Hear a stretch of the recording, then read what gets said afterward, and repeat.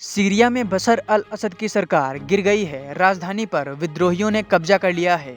Syria के राष्ट्रपति बशर अल असद के देश छोड़कर भाग जाने की खबर के बीच एक चौंकाने वाली खबर सामने आई है। कई मीडिया एजेंसियों की तरफ से कहा जा रहा है कि बशर अल असद के देश छोड़कर जाते वक्त एक प्लेन क्रैश में उनकी मौत हो गई है। हालांकि अभी इसकी आधिकारिक पुष्टि नहीं हुई है, लेकिन इस पर लगातार आर्टिकल्स पब्लिश हो रहे हैं।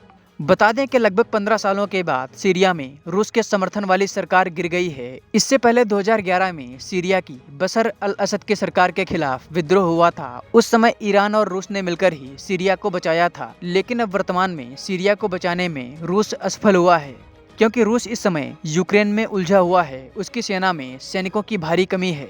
इसी वजह से नॉर्थ कोरिया के सैनिकों को रूस ने यूक्रेन से लड़ने के लिए बुलाया है। पश्चिमी देशों के सपोर्ट से यूक्रेन रूस को कड़ी टक्कर दे रहा है। ट्रंप के आने से पहले पुतिन यूक्रेन की ज़्यादा से ज़्यादा जमीन पर अपना कब्जा करना चाहते हैं। इन्हीं सब कारणों की वजह से पुतिन अपनी सेना को सीरिया नहीं भेज पाए।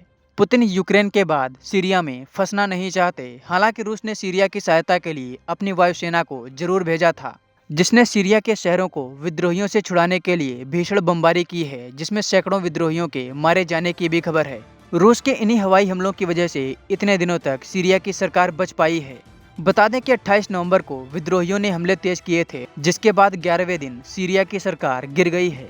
इसे पुतिन की बड़ी हार के रूप में देखा जा रहा है और अमेरिका की बड़ी जीत, क्योंकि एक समय पर अमेरिका के पूर्व राष्ट्रपति बराक ओबामा भी सीरिया की सरकार को गिराने के लिए उस पर अटैक करना चाहते थे, लेकिन रूस की वजह से वो ऐसा नहीं कर पाए थे।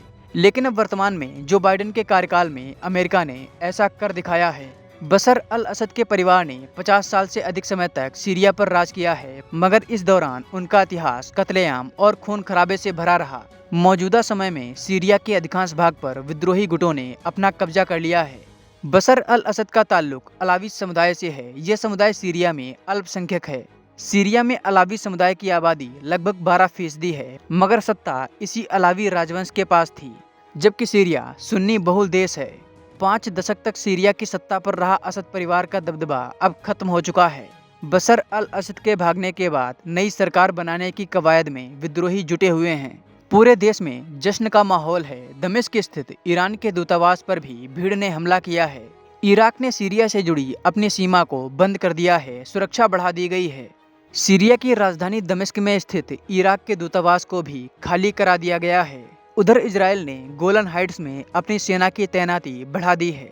50 साल के बाद इजराइल की सेना ने सीरिया सीमा पर लगी बाढ़ को पार किया है।